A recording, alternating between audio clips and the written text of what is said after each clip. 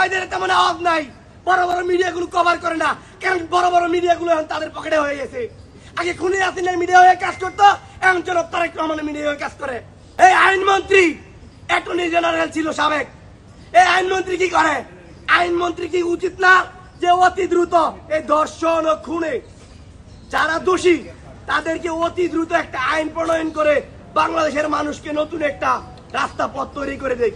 প্রিয় বাংলাদেশের ভাইদের কাছে আহ্বান জানাই, এই আইনমন্ত্রী যদি আগামী 48 ঘন্টার ভিতরে নতুন আইনে এই ধর্ষণ ও খুনিদের বিচারের কার্যক্রমের কঠোর পদক্ষেপ না হয়, তাহলে এই আইনমন্ত্রীকে জেনে পাবেন এই বাংলাদেশের মানুষে বলতেছি, যাদের সন্তান হারাইছে, যারা আহত, যাদের সন্তান খুন হয়েছে, যাদের সন্তান ধর্ষণ হয়েছে, আপনারা শুরু করবেন, পিছন দিয়ে আমরা আসবো, গণবিরোধী দিবেন বলে দিলাম, ডাইরেক্ট গণবিরোধী দিবেন বলে দিলাম।